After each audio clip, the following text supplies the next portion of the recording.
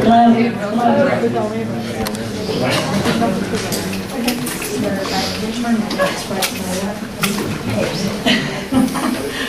evening, everyone. Thank you for coming. This event is a fundraiser for KEOS Radio, our all-volunteer local radio station. I'd like to thank also the sponsors for this evening's event, KEOS Radio, Brazos Natural Foods, and the Brazos Progressives. The table back in the corner has information on the sponsors. After the talk, there will be a short question and answer period. And then David has books and CDs at the back for sale, and he'll be signing also. If you don't know who David Barsamian is, he is one of America's most tireless and wide-ranging investigative journalists. He has altered the independent media landscape, both with his weekly radio show, Alternative Radio, and his books with Noam Chomsky, Howard Zinn, Tariq Ali, Edward Said, Anand Datu Roy. His latest book of interviews with Noam Chomsky is Power Systems, Conversations on Global Democratic Uprisings and the New Challenges to U.S. Empire. He lectures on world affairs, imperialism, the state of journalism, censorship, the economic crisis, global rebellions, speaking all over the world. He is winner of the Media Education Award, the ACLU's Upton Sinclair Award for Independent Journalism, the Cultural Freedom Fellowship from the Lannan Foundation. The Institute for Alternative Journalism named him one of its top 10 media heroes.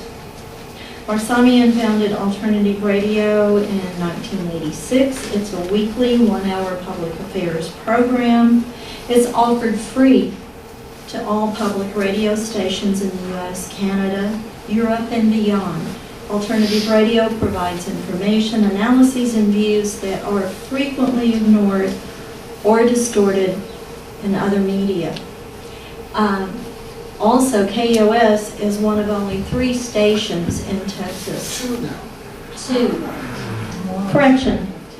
KEOS is one of 2 stations in Texas that carries David's Alternative Radio, and we air it every Thursday night from 6 to 7, and it is great. And now, if you would help me welcome.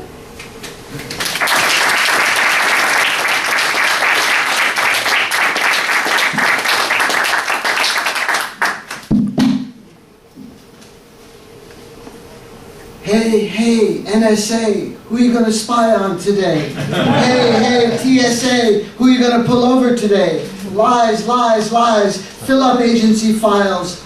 Government agents, look out, here comes the FBI. UAVs rain death from the skies. Pilotless drones will blow out your eyes. IEDs, RPGs, WMDs, CIA, NSA, NSC, DEA. There goes the USA. There goes the USA. There goes the USA. Well, good evening, fellow citizens, Tejanos everywhere, Tejanas. It's exciting to be in Bryan and College Station. I was just telling someone that I've spoken, in Damascus, Cairo, Istanbul, Karachi, Islamabad, Lahore, Tehran, and now College Station. Have I missed a beat? I feel a sense of closure and fulfillment. So I'm going to hopefully, I wouldn't use such a pretentious word as enlighten you, but I think I'm going to maybe inform and entertain you in one way or the other. First of all, there's people here old enough to remember a class that used to be taught in schools called penmanship. A couple people. It was the art of writing clearly, cursive script. And the reason I mention that is that when I hand out to be signed an alternative radio sign-up sheet. I can't read, when I go home to Boulder, I can't read half to three-quarters of the addresses. Now, of course, you don't have to worry about my sharing this with anyone because the NSA already has all your information. It's safe and secure in the new taxpayer-funded $2 billion facility, that's what they call it, in Utah. So I'm going to pass this around just so you are kept up to date on my rantings and ravings and roamings and programming updates. So let me start over here. Well, one of the characters that I've created a character called, well, I won't tell you what he's called because I'll just start this little skit. You'll see I kind of go between Jon Stewart and Stephen Colbert. We interrupt this program from Bryan, Texas, to bring you this breaking news story from TIBC, the Truth in Broadcasting Corporation, from our world corporate headquarters in a secure underground location in Area 51 in Nevada. I'm Dick Veneer, your glib and banal anchor of Facade News. Facade News, the 24/7 newscast dedicated to keeping you in the dark. We go straight to the surface of a story, and we stay there. We're unimpeded by facts and evidence and things like that. No one can challenge our in-shallow reporting. We're dedicated to the highest standards of journalism. Our credo? Unfair and unbalanced. We deceive, you believe. Ladies and gentlemen, an amazing story coming across our news desk at this very moment. According to an obscure radio station, KEOS, they are reporting that George H.W. Bush, George W. Bush, Ben Bernanke, Hank Paulson, Alan Greenspan, Timothy Geithner, Larry Summers, Lord Blankfein, and other government officials and bankers have been arrested for financial crimes against the American people and planet Earth. Also taken into custody, that's usually an applause line in West. We didn't stop. Also taken into custody, here you go, were Bill O'Reilly, Sean Hannity, Cokie Roberts, and Wolf Blitzer for lying to the American people. They were all found in locked embrace in a bunker under the new football stadium on the Texas A&M campus. Just improvise that. With trillions of dollars in cash, a stash of World Wrestling Federation DVDs, and a massive collection of Kenny G and Barry Manilow CDs, and scores of Papa John's pizza boxes. The arrests were made by a heretofore unknown group calling itself BULF, the Bryan Liberation Front. Janice, a so-called spokesperson for this so-called group, who incidentally refused to give her last name, declared, "This action is long overdue. We're dedicated to nonviolence and did not use force. But we had to act. We could no longer wait for the Justice Department or the White House to enforce the law. They must face justice," she said as her voice rose in indignation. The prisoners in foot shackles and handcuffs in orange jumpsuits and with black cloaks over their heads were later reported to have defiantly shouted at their captors, "Do you know who we are? We are the masters of the universe. We control everything." And then, inexplicably, each one of them burst into tears and said, "I want my mommy." If convicted, which seems certain, they will do time at Guantanamo. You'll recall the infamous U.S. prison that was returned to Cuban sovereignty in late 2014. It looks like curtains for the former masters of the universe. Their heads were bowed as they were led away by blue-helmeted peacekeepers of BULF, Bryan Liberation Front, headed by Commander Donna, who would also not give her last name. What is this last name? Anyway, I'm Dick Veneer, still your glib and banal anchor of Facade News. Stay tuned to the TIBC network for updates on this breaking news story. Remember, we deceive, you believe. You either watch our news or you will be watched. And now back to our regularly scheduled program.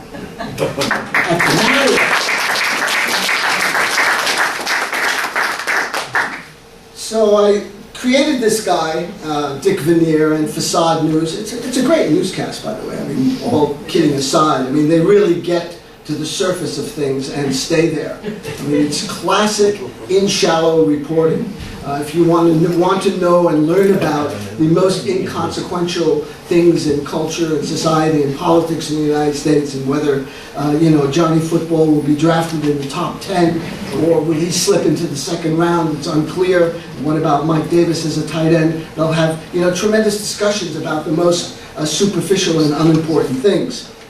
I think what's wonderful about coming here and seeing you, and first of all, hats off and thanks to Janice Atkins, who arguably runs the most important, I'm going to make this bold statement, ladies and gentlemen, I hope I'm not embarrassing you too much, runs the most important natural food store in this area. So BNF, Brussels Natural Foods, right?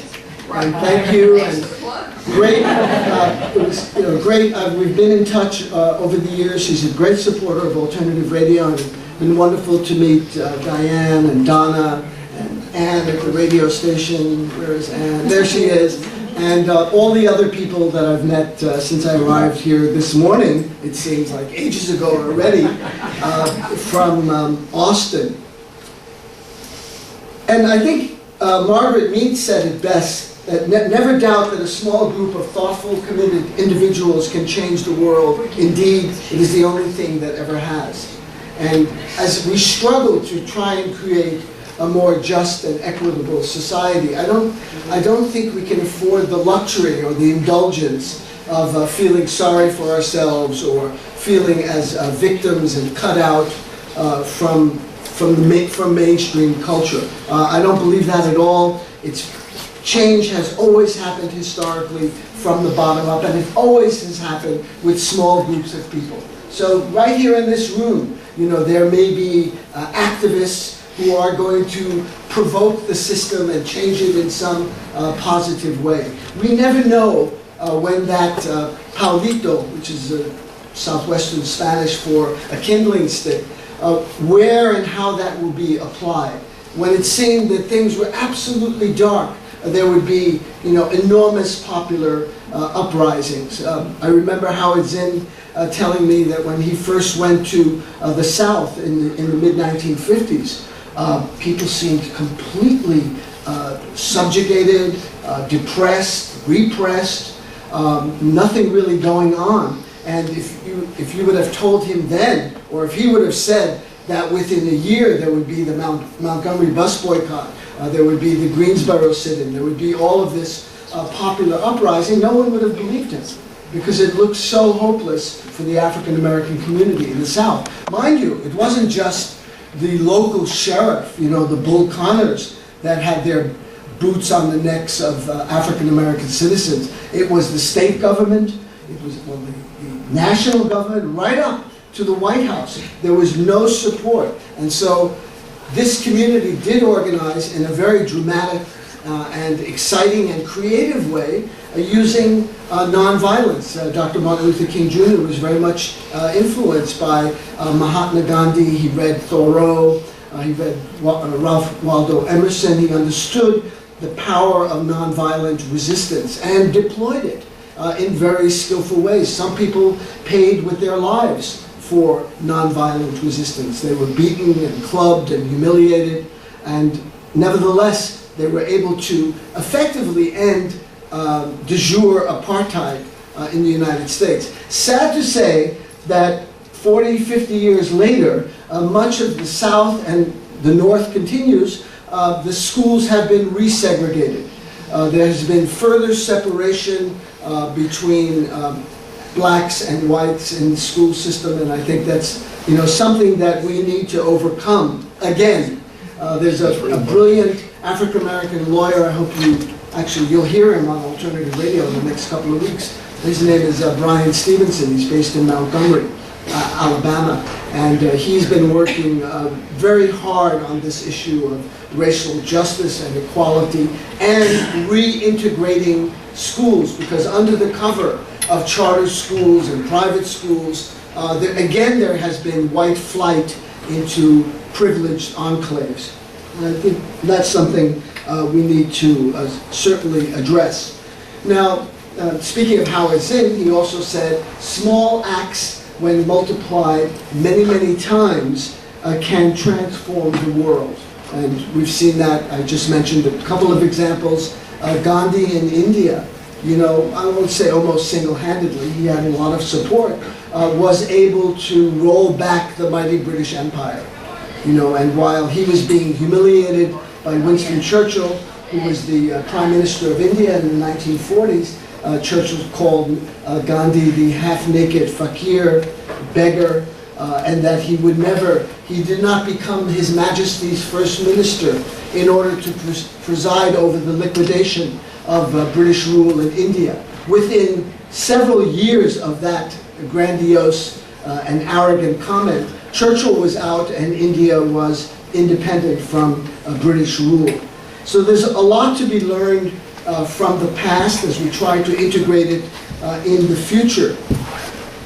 One of the things that concerns me a great deal is the permanent war economy that has evolved in the United States, particularly since 1945, and I want to give you some context for that. You know, why is the U.S. so heavily involved in the Middle East? I'm sure you have, you know, different answers. Cauliflower, broccoli, dates, they have lots of dates, they have figs, and other dried fruits. So there's a particular commodity that you may know about in Texas. It's a 3-letter word, but actually it's a 4-letter word because it's really filthy and ugly. And that has been the driving engine, if you will, that has informed the formulation of U.S. policy, not only around the world, but particularly in the Middle East. So let me roll back a little bit the historical cobwebs and take you to 1942, 1943, when it becomes obvious to State Department and Pentagon planners that the United States was going to emerge victorious. In fact, this was made transparently clear after the Battle of Stalingrad, when the Red Army basically broke the back of the German Wehrmacht, and that it was only be a matter of time before the war would end, and the U.S. would emerge as the supreme, not just economic power, but military power in the world. So FDR got on the phone, or called some people over, and said to them in the State Department, I want to see a plan for the post-war world. What is it going to look like? Well, the State Department prepared some documents. They're called Grand Area Strategy. You can find them on the internet. They're declassified.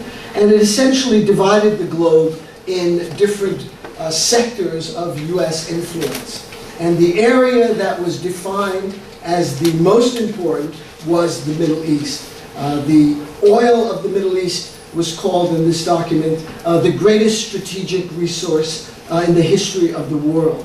A treasure of just enormous importance. Strategic power could be defined by control of Middle East oil. And so the U.S., from that moment, and I put this in historical perspective because a lot of people say, oh, it's all about Israel, you know, Israel drives U.S. policy. Well, this is 3, 4, 5 years before the State of Israel is even created. That already in place is this kind of tunnel vision on oil. It was distressing to come into Houston International Airport and find that it's named after George H.W. Bush, and further, even beyond that, you have to see a statue of this man. I mean, there's like no shanda, you know, there's no shame when it comes to celebrating clearly someone who's been a war criminal. Ask the people of Panama, ask the people of Iraq, for example. I can talk in detail about that, why that was a totally invented war in order to, you know, secure more U.S. military bases in the Middle East. And then, you know, his glorious son, who's also in this great state. It's hard to, you know, find the words to praise these people enough, but I'll try. They are certifiable war criminals who are guilty, as German generals were guilty, and German members of state who planned aggressive war against countries that were not threatening their country. This is called the Supreme International War Crime under the Nuremberg Tribunal, and that language was literally lifted from Nuremberg and put in the UN Charter. The planning and waging of aggressive war is the supreme international war crime in which all other crimes ensue. And so attacks on Iraq, Afghanistan by W constitute clearly war crimes, and these people not only have gotten off scot-free, which is a shame on all of us, but they're celebrated. They write books, they have presidential libraries, they give lectures at public universities and get hundreds of thousands of dollars. When the library in Southern Methodist University, is that where Bush opened his library, was opened, there was the whole train of presidents. You know, the liberal Democrats, Clinton and Carter and Obama, all praising Bush, all saying that, well, you know, we may have had our differences, but no one could doubt George Bush's patriotism, his devotion to the United States, his love for this country and its tradition. I mean, they were bending over backwards, you know, to make him feel absolutely honored. And it's shocking behavior that we live in a political culture where kids smoking joints or robbing pizzas or pulling out of gas stations without paying for gas are given 6-month sentences or 3-year sentences or even longer. And people who invade countries and are responsible for the deaths of tens of thousands, hundreds of thousands of people, they get off scot-free. There's something seriously wrong with that kind of society that allows criminals, real criminals, who inflict enormous harm on large numbers of people, versus others who are, conducting petty crimes or whatever, as deplorable as that is, does not involve the scale. And I was in this, like really cool cafe in Houston. Maybe some of you know it, Cafe Brazil. Excellent, by the way, croissants and things. And I walk in there, and who is looking at me but Lyndon Baines Johnson? A huge painting of Johnson. I mean, have we forgotten who Johnson is? Apparently, and this is like a hip, cool place to go in Houston, by the way. And there's been a lot of retrospects recently looking back at the Johnson years, because it's the 50th anniversary of the War on Poverty, and there's like, tear-jerking articles from his daughter and other Johnson administration officials saying, just that Vietnam War, man, it just, really brought him down. It was a bummer, and it obscured his great social accomplishments, and how sad it is that he is remembered. How sad it is for the 3 million Vietnamese, Laotians, and Cambodians who are dead because of that war. They should be really sad. How sad it is. So Johnson, too, I believe, is a major war criminal who is not punished, along with McNamara, the Rostow brothers, the Bundy brothers. All of them should have been held accountable, just as this gang, Wolfowitz and Fife and who else? Rumsfeld, Cheney,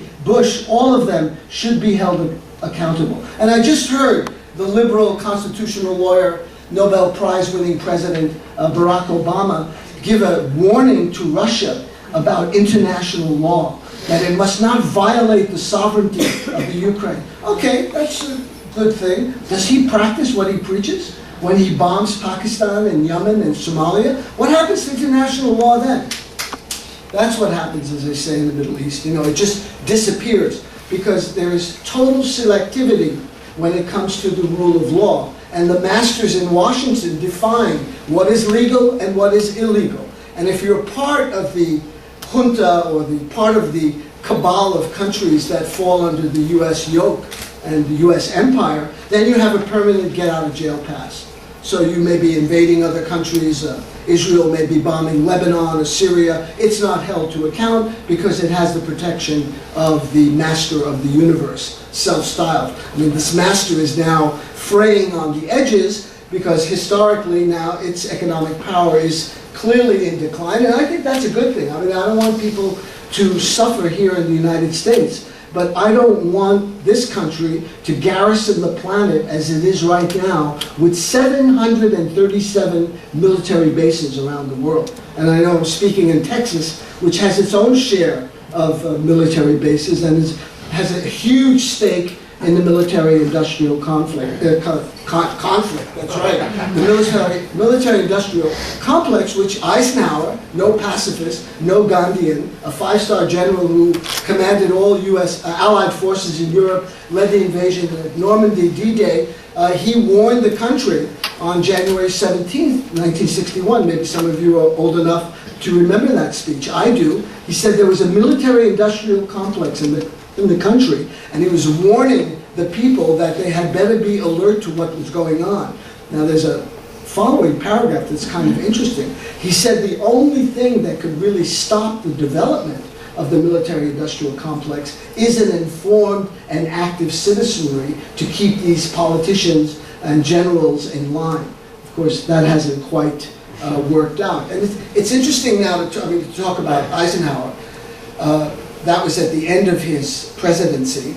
At the beginning of his presidency, he gave the Cross of Iron speech, which is very interesting, where he says that for every dollar that is spent on weapons, that is taking money that could be feeding poor, hungry children, could clothe them, and could educate them around the world. So that's, Eisenhower on this end and that end of his presidency. If he were alive today, he would have no place forget the Republican Party, even the Democratic Party would not welcome him. This is radical talk.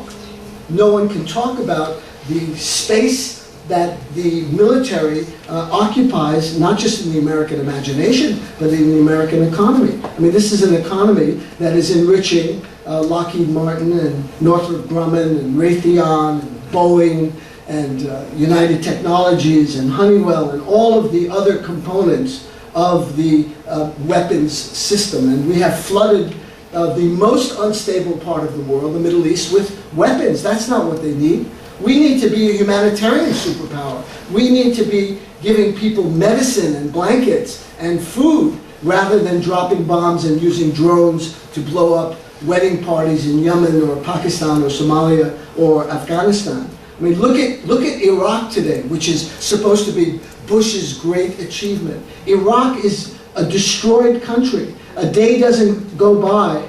Back in the back pages of the New York Times, under the fold, 30 people died today, 40 people died today, 50, 60, 70. When it hits triple digits, it usually makes it to the front page, or at least above the fold, closer to the front page. But Iraq has been terribly ripped apart, and largely because of the US invasion and all the lies that were promulgated by the former chair of Halliburton, Dick Cheney and Rumsfeld, and Bush himself.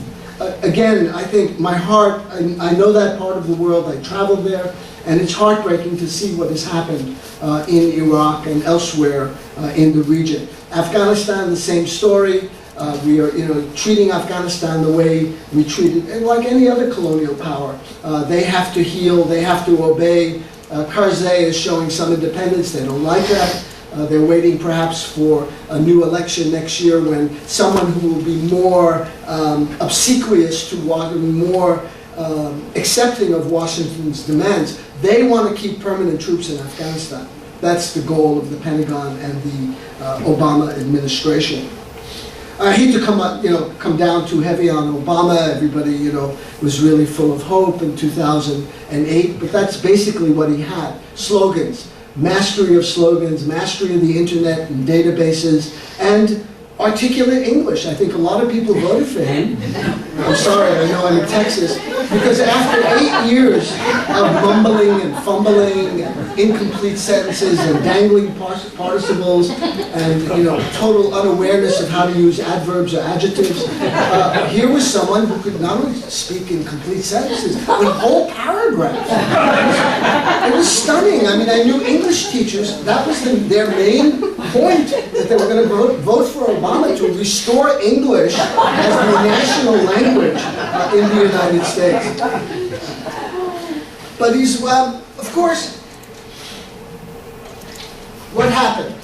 people always ask me, "Whoa, what happened to Obama? I had so much hope. Was I really naive?" No, you weren't naive. The system really doesn't allow for any kind of radical innovation. It's about institutions of power. So, you can do little things. You can, issue proclamations. You could say next year you're going to raise the minimum wage for government employees to $10.10. By the way, that's about $10 below what a decent wage would be for an average person in a working class family. It's way below the poverty line. But nevertheless, this is something that within the realm of his actions. But there's very little that these presidents can do within the structures of power that they find themselves with. We have a political system, and I talked about this in detail this afternoon, that's completely corrupted with corporate money. It's almost impossible to separate any of these politicians from the lobbyists and their corporate bankrollers, because the whole election system is dependent on their funding. And so we have a constant turnover of the same type of politics over and over again. And to go back to the Middle East, so it's the end of World War II. I'm going back now to 1945. Excuse me, I'm a Gemini, so I use that as an excuse to say I'm jumping all over the place. If you understand something about astrology, pay attention to what I just said, or ignore that, or explain something. But in 1945, the U.S. is coming out of the war in an unprecedented position of power. There has never been a situation where any country has been so dominant, where all of its potential adversaries were either destroyed or incredibly weakened and damaged by the war, and its allies were also very weakened and damaged by the war. Britain and France, the two great colonial powers, were having a hard time keeping their empires together. And the British had a stranglehold. They had huge influence in Iran. And it's in Iran that, again, the Eisenhower administration in 1953 overthrows a democratically elected government of Mohammad Mossadegh, a kind of a lowercase d Democrat. A very progressive man, someone who admired the United States tremendously. In fact, there's a famous picture of him visiting the Liberty Bell in Philadelphia when he was traveling around the country. But he had weird ideas. Now, I've looked at this carefully and I've understood why he had weird ideas.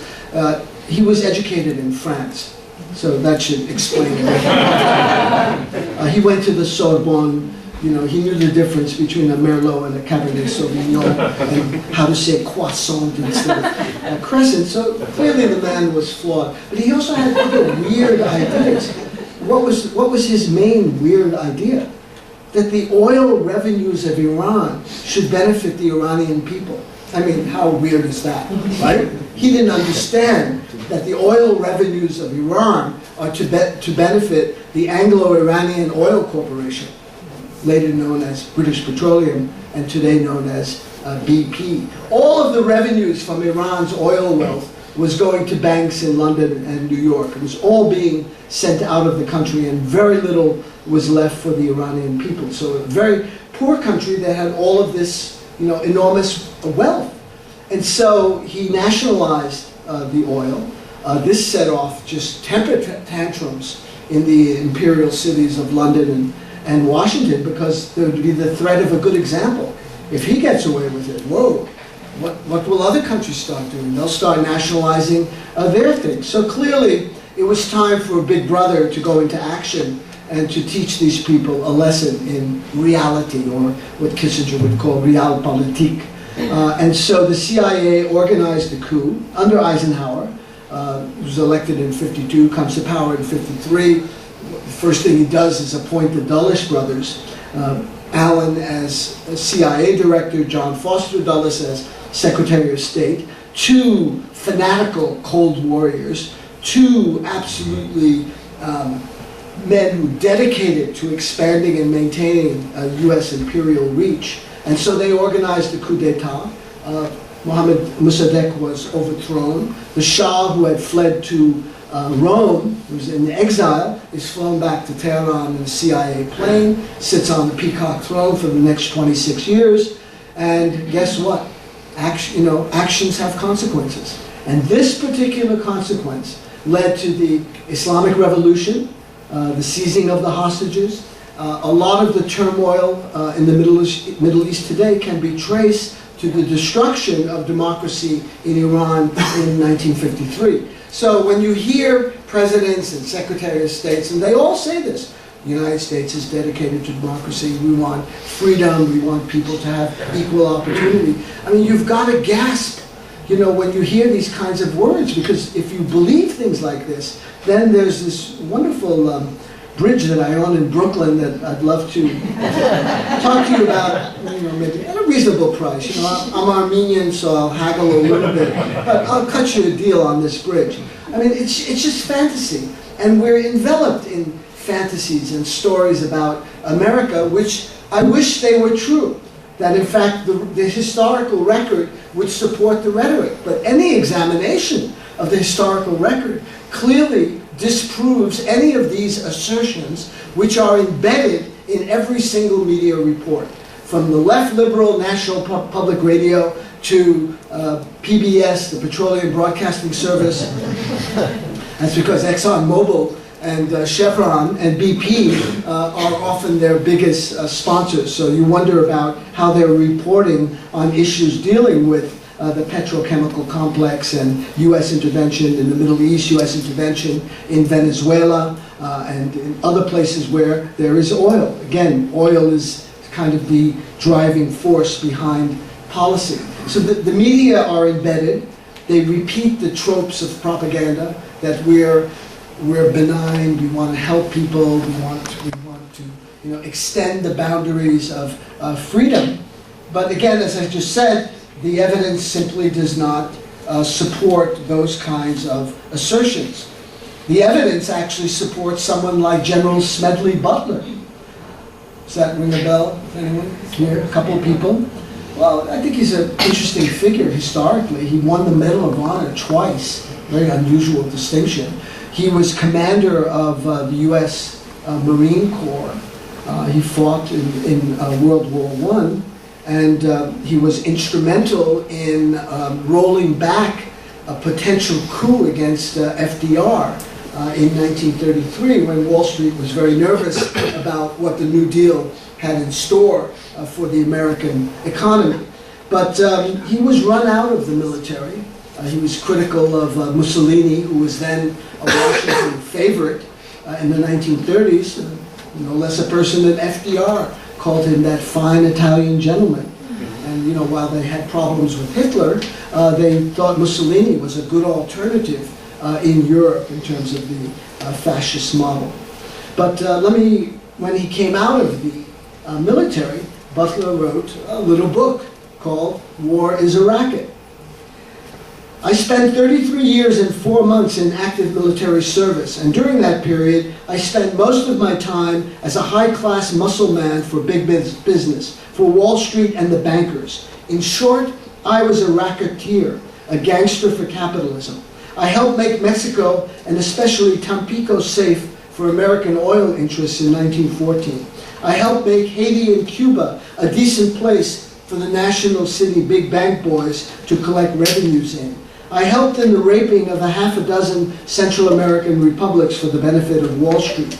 I helped purify Nicaragua for the international banking house of Brown Brothers. I brought light to the Dominican Republic for the American sugar interests in 1916. I helped make Honduras right for American fruit companies. In China in 1927, I helped see to it that Standard Oil went on its way unmolested. In short, I was a gangster, a racketeer for capitalism. Major General Smedley Butler. I don't think a lot of people in the U.S. military even know who he is. There's a major base in Quantico, Virginia, named after Butler, because he had been commandant of the Marine Corps. But this part of his sort of political life is completely obscured. So the U.S. in '53 destroys democracy in Iran, and then goes on to the next destruction of democracy in Venezuela, a coup to overthrow the democratically elected Jacobo Arbenz, who was again, like Mossadegh, someone enamored with the United States, a great admirer of Roosevelt and the New Deal, and a lot of his policies were based on New Deal programs. He is overthrown in a coup, and that really sets the stage for post-war US policy around the world. Independent nationalism will not be tolerated. Whether it's Nasser in Egypt, Sukarno in Indonesia, they must be overthrown, assassinated, or somehow removed. And that has been a consistent part, a pattern of US policy, going right into the present with possible wars, again, still in Syria, possible attack on Iran, always in the background. And I think there's an Austrian sociologist I'd like you to know about. His name is Joseph Schumpeter, and he wrote a book called The Sociology of Imperialisms with the plural at the S at the end. And I'm going to read you a paragraph, I think the most salient paragraph in the whole work. And just every time you hear the word Rome or Romans, just insert US or American, and you might have some resonance with what's going on today. There was no corner of the world where some interest was not alleged to be in danger or under actual attack. If the interests were not Roman, then they were of Rome's allies. And if there were no allies, allies would be invented. The fight was always invested with an aura of legality. Rome was always being attacked by evil-minded neighbors. The whole world was pervaded by a host of enemies, and it was Rome's duty to guard against their aggressive designs. So we see right now the Obama administration, even though it still has its guns pointed at the Middle East, pivoting toward Asia, as China will emerge as the raison d'etre for ongoing garrisoning of the planet, new weapon systems. China is the threat. It's being contained. It's being circled by US bases, just as the Soviet Union was circled in George Kennan's containment policy. But China's not playing the game. They spend very little money on the military, and they cannot possibly compete with the United States on that terrain. So they figured out, China had a bad couple 100 years, but they're back. When you have a civilization that's 3,000, 4,000, 5,000 years old, you have some history behind you. You have some understanding that what is down today will be up tomorrow. And China is coming up in very dramatic ways. And the US has lost a lot of its economic leverage and power, and China is locking up minerals and resources in Africa and South America. And they're also building infrastructure. This isn't a one-way street. They have built airports and harbors. They're building a major port in Pakistan, for example. They've built a road that cuts through the Karakoram Mountains, a kind of unbelievable feat of engineering to build this road. So China is, very, very active, but it's not playing the U.S. game of militarism. And I think, this embrace of militarism is the only card the United States has left, because it issues proclamations and warns China, don't do this, don't do that. They don't even respond. This is the reality today, because the U.S. has so eroded its economic base, which was quite significant. We're talking about the world's #1 manufacturing power in the 1940s, 1950s, right through the 1960s. Around 1970, something begins to happen as the Vietnam War is slowly ending. It took another 5 years, of course, before it did end. But that's the time when wages go flat. That's the time when corporations and the state start waging open war against unions. Destroy unions, make it impossible for workers to organize.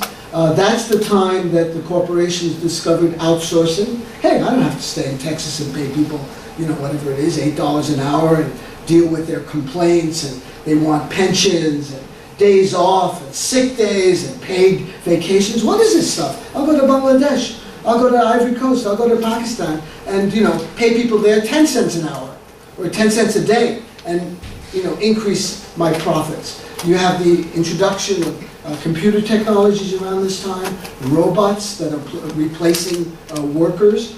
All of these things start to happen in the 1970s, and that's really the peak of U.S. industrial and economic power. It has since then been in steady decline, and increasingly these economic downturns are becoming more and more frequent and of greater duration and of greater intensity.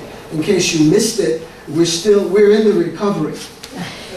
It was announced in 2009, and Obama said it, so it's got to be true. But just ask the tens of millions of people who don't have jobs or are working dead-end jobs or part-time jobs that'd like to work full-time because there's something seriously wrong with the American economy, and they won't talk about it.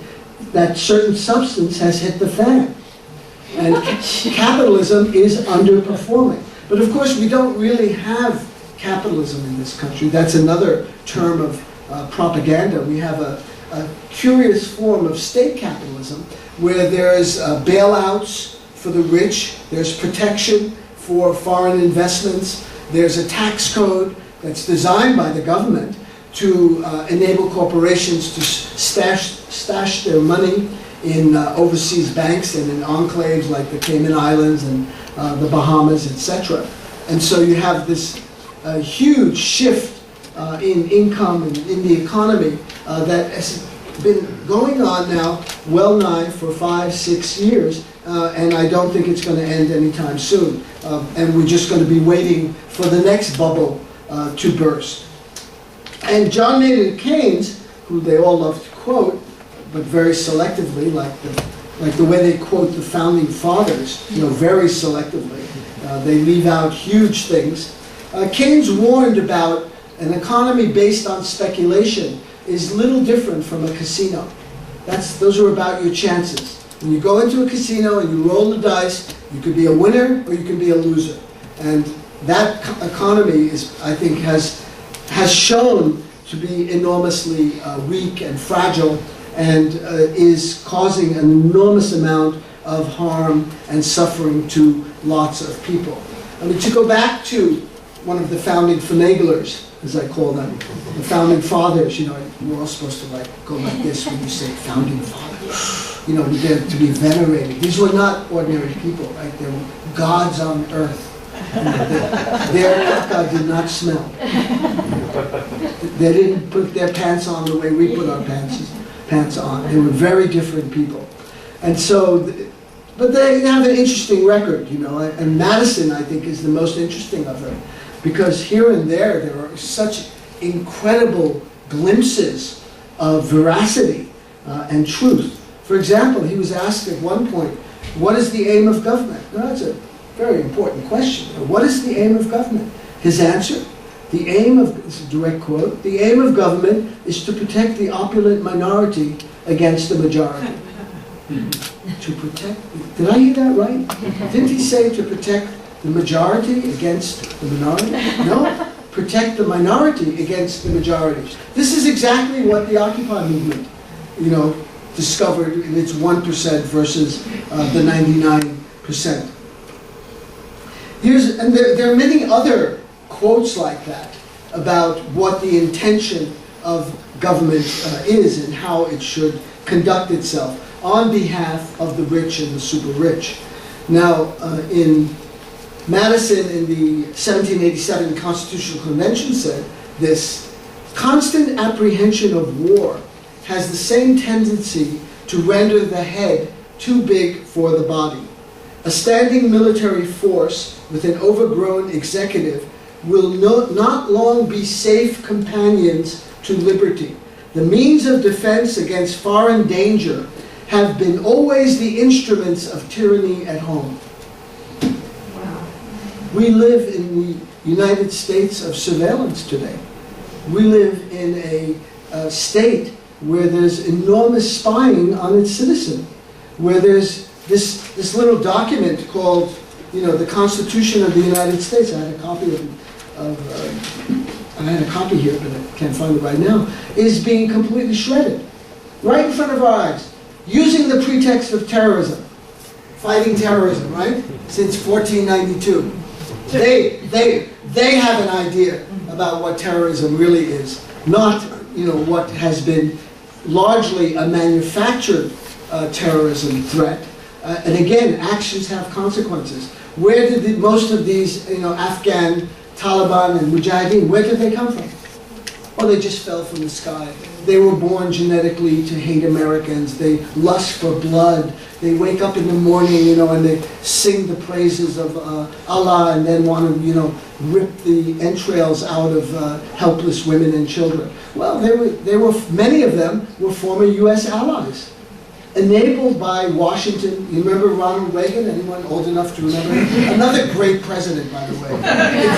It's hard, you know, to categorize them. There's so many, you know, H.W., W., Reagan, Nixon, it's just like Johnson. There's such a pantheon of genius that has ruled over the country in the last decades.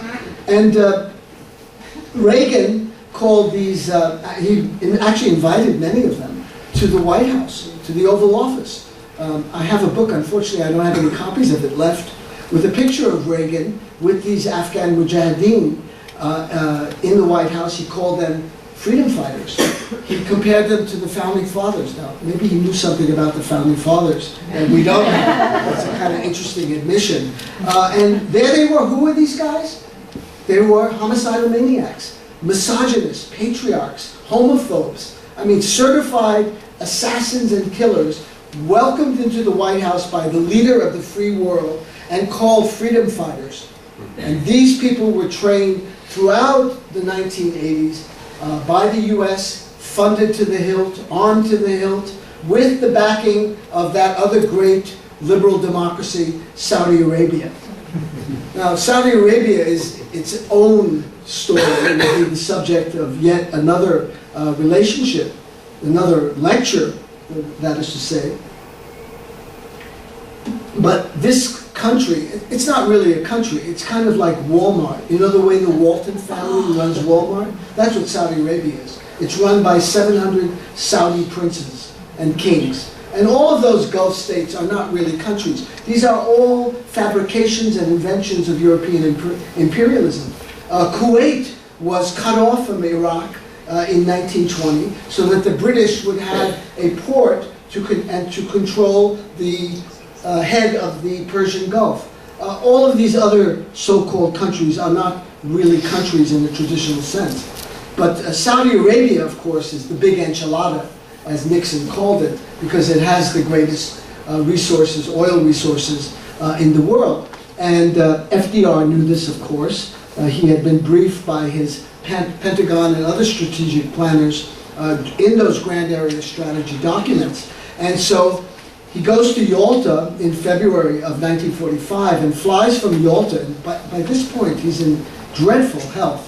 And he meets with Ibn Saud on a U.S. destroyer, the Quincy, in the Suez Canal. And that's where the Faustian bargain is struck. One of the most infamous and pernicious deals that has ever been enacted by any head of state in this country. And I suspect no one in this room has ever heard of it. Roosevelt guaranteed the security and the safety of the Saudi monarchy in return for U.S. corporations to have access to the greatest strategic prize in the history of the world, Saudi oil. And that's the deal that went down. 2 months later to the day, this was February 12th, 45, April 12th, Roosevelt dies, but that policy has remained in place. I don't have to remind people in this room that 15 of the 19 hijackers were from what country? Let's guess. Canada, Mexico, France. 15 of the 19 were from Saudi Arabia. So Saudi Arabia is funding the jihad, first in Pakistan and Afghanistan. It's funding the jihad in Syria. against the Assad regime. Now, I'm not an apologist for the Assad government, but what is in the wings is 100 times worse than what exists today under Assad. And that is an Islamic theocratic Sharia state, which will be extremely homophobic and patriarchal and fundamentalist, which will then pose a huge threat to the entire region. The Saudis are enabling that with tons of money, buying weapons, training people. Also, Qatar is involved, and several other of the Gulf monarchies in creating this instability in Syria. And that's, I think has a lot to do with the historical tensions between Sunni Islam and Shia Islam, but it's even more complicated than that, because to call the Islam practiced in Saudi Arabia as Sunni is kind of incorrect, because it's a particular brand of Islam called Wahhabism, named after Muhammad Wahhab, a 19th century militant cleric who basically takes the Quran literally, every single word, and has no tolerance for any deviation from this one true path, they call in Arabic Sirat al-Mustaqim. So Shias, who constitute about 20 or 25% of the total Muslim population in the world, are regarded by Saudis as heretics. They're not Muslims. They are Untermenschen. They are to be summarily dismissed or eliminated in some ways. And so the ruling group in Syria is Shia. Iraq is a majority Shia state. Iran is majority Shia as well. And so there's this Saudi-driven confrontation where Saudi Arabia wants to become the supreme caretaker and the leader of the entire Islamic world, and is trying to eliminate these Shias. Maybe I should explain it better if you could understand Northern Ireland, right? The Catholics and the Protestants. They're Christians, right? They may disagree on a few things, but they were at each other's throats for centuries. Nominally Christians. They had more in common than they did not. They spoke the same language, wore the same clothes, ate the same food, intermarried in many instances. Yet there was this incredible struggle in Ireland, and now we see that playing out in the Middle East as well. So it's hard to, as Lily Tomlin once said, it's hard to keep up. It's hard to be cynical. It's hard to keep up because things are worse than you actually think they are. But one other little thing, it was mentioned that I brought some CDs, and there's some books back there, and I'd love to sign them for you. I want to tell you a little bit about, I have to make this, even though I'm a critic of capitalism, I have to make a capitalist pitch, because sadly, KEOS and BNF were unable to meet my $500,000 speaking fee. They tried. But you see, I'm a major war criminal, so I command that kind of money. I deserve it. So I have to sell books and tell you about these 4 CDs. They're 1-hour programs. Vandana Shiva, this great woman from India, about seeds and agriculture. Bob and Chesney about the internet and democracy. Chomsky, the U.S. is a rogue state. And Lester Brown, the future of civilization. You can get all 4 of these for the bargain price of $20. If you ordered them from Boulder, it would be $70 or $75. And I hope you'll tune in to AR Thursday evenings from 6 to 7 to hear some of these voices in the coming weeks. Ray Suarez was on last week. Next week will be Sonia Nazario, a wonderful writer who talks about the immigrant experience, the Latino immigrant experience in the United States. I just recorded Chris Hedges as well, where he compares the United States to Moby Dick, to Melville's novel. Hedges is a very brilliant journalist. He quit the New York Times because he got fed up with the kind of controls and constraints that the editorial room was imposing on him. And he's one of our best independent journalists. And speaking of independent journalism, I think there's been some, now you've heard a lot of doom and gloom, but there's also been some really positive developments. And while I have this little t-shirt here, you know, the, what does it say, don't trust the corporate media, it's not entirely true. I think you can trust the corporate media to lie to you, to be mendacious, to exaggerate, to use hyperbole, to distort, to fabricate and invent what's going on and what has gone on. Remember what they said in what Shakespeare play was that? The past is prologue. The Tempest, I believe it was. The past is prologue. This is something that we hear over and over again from great historians like Howard Zinn, or philosophers like Santayana, those who are condemned, you know, who forget the past are condemned to relive it.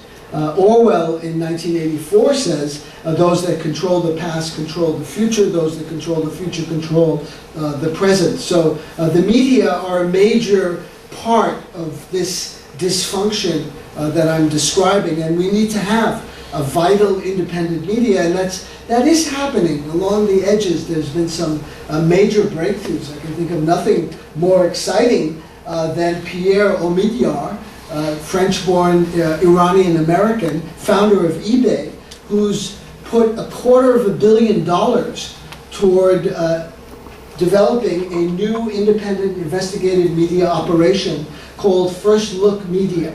And who has he employed? Glenn Greenwald, Jeremy Scahill, Matt Taibbi, Laura Poitras, many of the people who broke the Edward Snowden story, and Jeremy Scahill, who's up for an Oscar this Sunday, by the way, for his brilliant film directed by Rick Rowley called Dirty Wars. It was also Scahill who wrote the investigative book on Blackwater and the crimes it was committing in Iraq. So that's a very positive development. And on the, you know, talking about just for a moment about WikiLeaks and Assange and Chelsea Manning and Edward Snowden, you know, I say, and this has been like an applause line around the country, that, you know, if Obama had any cojones, he would give the Nobel Prize, which he's so ill-deserved, to someone who really deserves it, like Edward Snowden or to Chelsea Manning, because they have performed heroic service for democracy. If they're so confident, if the ruling powers are so confident about their position and their virtue and their righteousness, why would they feel threatened by the release of information? But this goes back way into U.S. history, not that long ago. Look at what happened when Daniel Ellsberg released the Pentagon Papers. What was Nixon and Mitchell worried about? They weren't worried about, you know, strategic secrets being leaked to our enemies. I mean, the enemies already know that they're being wiretapped and watched and surveilled. They already have all that information. It's about keeping information from the American people. So everything that activists have been saying over the years, that we're being surveilled, our emails are being intercepted, our letters are being opened, our telephone calls are being listened to, all of those things are true. And Snowden, by releasing these documents, I think has really affirmed the best in American democracy, the best in the American character. And look at the price he's paying. You know, instead of being welcomed as a hero and, you know, being received as someone who's done something really honorable and important, he's running for his life. You know, he's stuck in Hong Kong. The liberal Democratic Secretary of State, you know, took away his passport. He's unable to travel. You know, which is, I think, again, a violation of basic rights. I don't know if there's a basic right to have a passport, but I think there is a right, certainly under the UN Charter, there's the right of free movement. He's unable to move freely. He doesn't have a passport. He cannot get on a plane and go to another country without travel documents.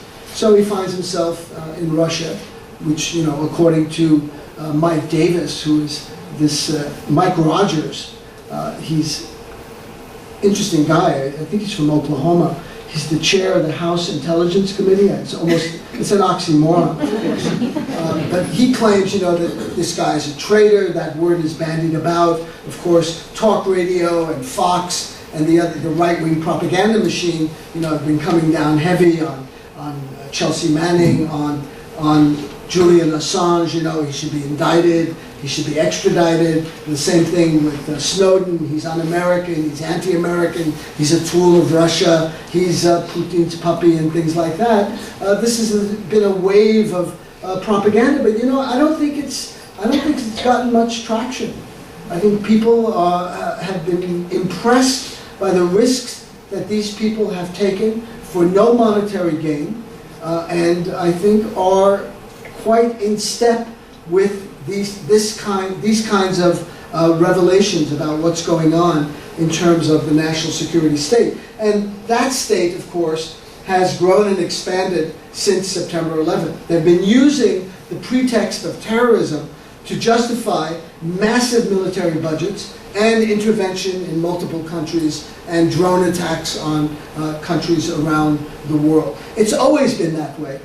Anyone old enough to remember the Soviet Union collapsing? We were supposed to have a peace dividend. Whatever happened to that? Remember Clinton and the end of the Bush period? Oh, we're going to take all this money that's going into the Pentagon, and we're going to, have free education, free universal health care, single-payer system, clean up the environment. All of these things need to be done, and indeed they need to be done. There's an enormous amount of work that is unfinished in the United States, but it never happened. Why? Well, then they got Islamic terrorism. Then they got 9/11. It was perfect. It was like written right out of central casting in Hollywood. Give us a demon that we can focus on, like Osama bin Laden. Have him be a Muslim, because there's all this historical tension between Europe, Christian Europe, and the Arab Middle East and Islam. And then have this 9/11 attack, and then use that to invade 2 countries and bomb 4 or 5 others, and greatly expand secret operations around the world. I mean, we should be able to see through these things, and I think a lot of people have. But because of the propaganda system, because of the media, which is a big part of this, where so many of these ideas go unchallenged. Like, it's a fact that the United States, did this and that, is dedicated to democracy, is trying to help people around the world. And then there's a discussion about that. Well, how effective are they in doing that, in protecting democracy? Well, I don't think, I think they need better trained diplomats, and there'll be some kind of debate. So this is the debate that happens in the corporate media. It's between A and B. There's, certain embedded assumptions that are never challenged. So people in a democratic society, as we are supposed to be living in one, should have a range of opinion from A to Z, not A to B. But I think now even A to B is too wide. It's more like A to A squared. It's increasingly shrinking. It's contracting. The experts that are called upon, there's a golden Rolodex of people that the media call that are reliable, that speak clearly and quickly, and will not say anything to rattle anyone's, sense of security.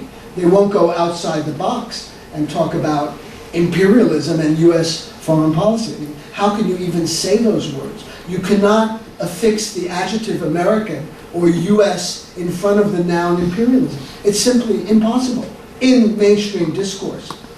You may hear it, on alternative radio and other marginalized media operations, but in the mainstream, it's unthinkable. And to talk about capitalism in real terms is also unthinkable, because they have created this fiction that we're living in some kind of, Adam Smith, David Ricardo, invisible hand economy, where, the best rise to the top, and those that don't, are not creative and agile enough, they'll sink to the bottom. Well, the fact of the matter is that there's enormous state intervention to protect the system and to protect who? The opulent minority, as Madison said 240 years ago. We saw that with the bank bailouts, but in sector after sector, you see state intervention. And when I say state intervention, that means you.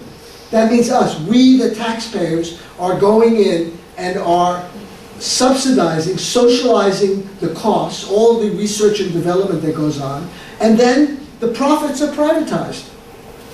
Look at the internet. You all know how the internet was invented. It was Bill Gates working in a garage, every day by candlelight, in Palo Alto or Sunnyvale or Portola Valley or someplace like that. And he invented the internet. I mean, again, it's total fiction. You invented the internet. We invented the internet through public funding of the DARPA program, Defense Advanced Research Project Agency in the Pentagon, was where all of this research was done, where software was developed, where the first computers were invented. And then somehow, in the middle of the night, presumably, this great invention finds itself controlled by Microsoft and other large for-profit corporations. Look at the National Institutes of Health, where tremendous amounts of public money, our money, taxpayer money, and I'm saying this is a good thing, to invent medicines, cures, new vaccines, all developed at taxpayer expense, and when successfully proven, somehow find their way over to Pfizer and GlaxoSmithKline. And this is an area that I think every journalist should be looking at. And I can't think of anyone that actually talks about this other than Chomsky, particularly in this new book I have, Power Systems, with him.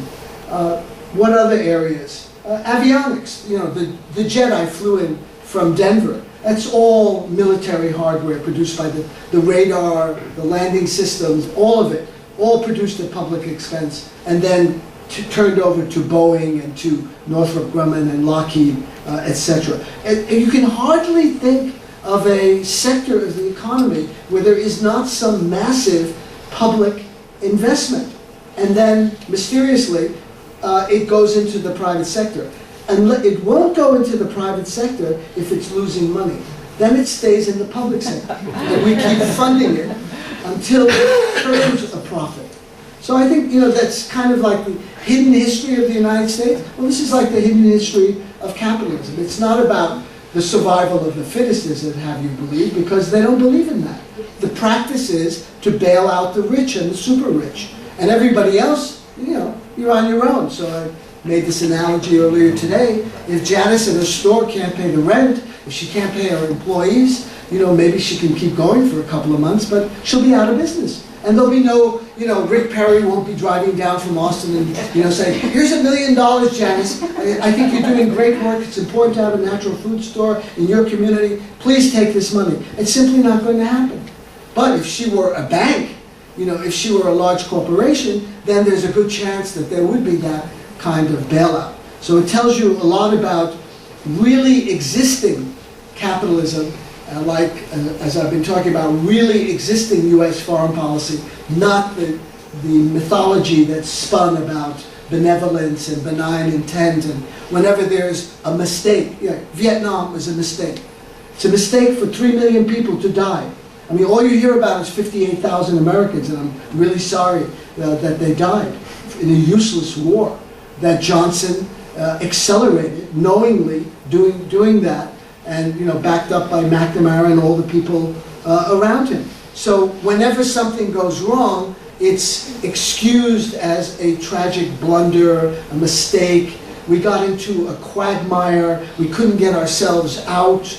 There's all of this very euphemistic language that enshrouds reality, so people have no sense of what's really going on. Again, use of language, use of words, very, very important.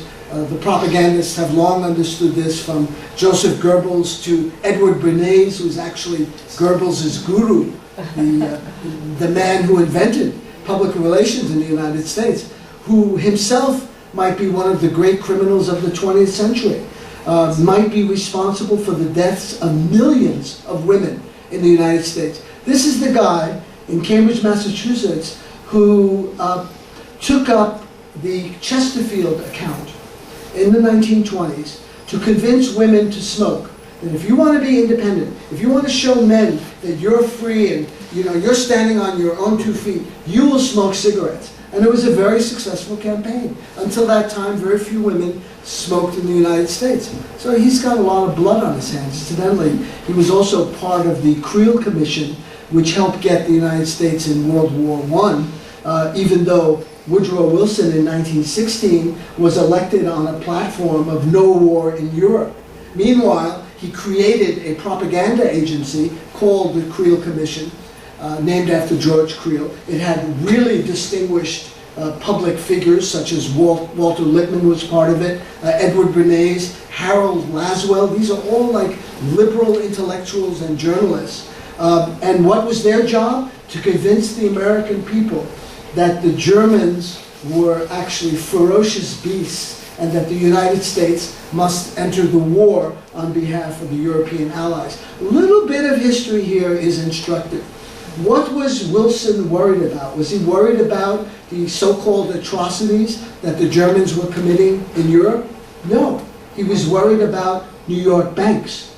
Why? Because New York banks had lent millions of dollars to the French and the British, and by 1916, 1917, the Germans were winning the war. And if they won the war, the banks would never get their money. So you had, the corruption here is just mind-boggling. You had this Committee for Public Information, that was the other name of the Creel Commission, that started spreading stories, magazine articles, planted stories, of Belgian babies being thrown in the air and then bayoneted by, horrible German soldiers. Now, I don't know if these things were true, but it certainly whipped up a war fever in the United States, much as we saw the war fever in 2002, 2003 to invade Iraq. The same kind of thing. It even goes back to Bush #1, where they invented the story of the incubators. Remember that? Yeah. 1990, Bush needs to get support for an attack on Iraq. And so a story is starting to circulate in all the media that the Iraqis invaded Kuwait, which indeed they did, and went into this hospital. And because they're such barbarous, fanatical, crazy people, the soldiers took all the babies out of the incubators, threw them on the floor, and took the incubators out of the hospital. And people were appalled. This got front page coverage. Bush 1 mentioned it multiple times to justify an attack on Iraq. And there was a slight problem with the story. It was completely fabricated. There was no such hospital. The woman who was giving the testimony to the congressional committee that heard her was the daughter of the Kuwaiti ambassador in Washington. And she claimed to have been there and was an eyewitness. So, the whole thing was completely invented. It was an act of propaganda that Goebbels would have really been impressed with.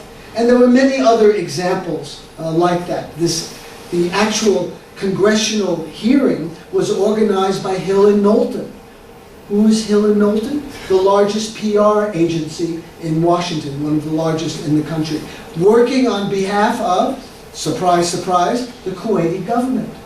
So this was all orchestrated, whipping up a war fever. And the same thing happened in World War I. And the story of the banks is really interesting because that was Wilson's main concern, that the bankers get their money, protect Wall Street interests. So this isn't a new thing in U.S. history. Now there's a lot more I can say, and I might even say it. Some good news, more good news. I know I'm just going out of, not chronologically speaking here, but Jazeera is now available in English. And I think it's a huge improvement over U.S. corporate news. There's RT TV as well that you can get from Russia. Of course, they won't criticize Putin, and Jazeera will not criticize Qatar and the ruling family there because it's based in Qatar and it's largely supported by the Qatari government. But those are two, I think, important developments in terms of diversifying your media palette. You can't eat white bread and pasta all the time. And that's what ABC, CBS, NBC is. Constant white bread and pasta. We're not getting enough fiber. This is an absolute public health emergency. If you think about it in those terms, I think it'll make a lot of sense to you. When you get this monochromatic one-note samba, a diet that has no nutrition, that is drive-by food, it's like drive-by journalism, there's just nothing there. You feel full after you've eaten, but you don't feel healthy, you don't feel vital, because all you're getting is carbs and sugars and saturated fats. So I think, I like what the Surgeon General did in the 1960s. He started labeling cigarette packets, you get, this causes cancer, this causes migraines, this can cause serious health problems. We should have those kinds of labels on corporate media so that when people are watching them, they understand. If you watch this for more than 3 minutes, you will get a severe headache, or you risk losing your baby if you're pregnant, if you watch this. Really serious health consequences might get people's attention. I know you're laughing, but I think, there's something to that. Guess what? A socialist was elected to the Seattle City Council. That's a great development. And I want to inject that word into the discussion because it has been literally sent into oblivion. It's gone down Orwell's memory hole, as a part of a concerted campaign to defame anything that even hints at collective action. Collective action is bad in this scenario. You are one individual, it's you against the world, you have to look out for yourself. So get behind your iPad, get behind your handheld device, get behind your steering wheel, get behind your television, and cut yourself off from community. Be alone. Bowling Alone is the name of a book by a sociologist. And I think that has caused enormous damage to the fabric of community. We need community. Why is KEOS so important? Because it is an independent voice. It is an island of audio independence in this sea, in this ocean, this miasma of corporate controlled media. So we need to, cherish these independent institutions and make them grow, get involved, become members, support them, do programs. There's a lot of things that could be done at KEOS, and it takes some imagination and some commitment. And these community radio stations are really beacons. They are the lights in the night that can show the way toward a different kind of politics, a different kind of political culture. So socialism, going back again to World War I, Eugene Victor Debs, what was his great crime? He opposed U.S. intervention in Europe. He was against U.S. participation in World War I, calling it a scheme by the capitalists to make more money. It had nothing to do with our freedom or defending democracy. It was all about money. What did the liberal Democrat, Princeton University professor and president do to Eugene Victor Debs? He put him in jail for years for saying those things publicly. Even while in jail, the prestige and reputation of socialism was so high in the United States that Debs got 1 million votes. So it was another America then. It was an America where in Kansas, which today is like the Saudi Arabia of the United States in terms of religious fanaticism. I'm sorry if there's some people from Kansas. I'm sure there are a few exceptions to that generalization. But very much like, fundamentalist Christian, and very militant and aggressive and all of those things that we associate with fundamentalism.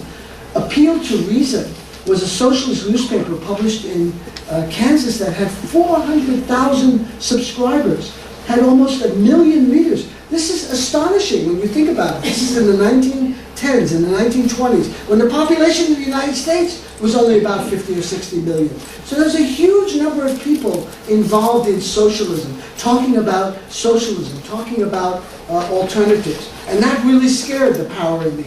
And so what happened? There was the Red Scare. Again, Wilson's Attorney General Palmer carried out these raids where anarchists were picked up, leftists, communists, anyone who broke with the mainstream. They were harassed, they were persecuted. Many of them were deported, including Rosa Luxemburg,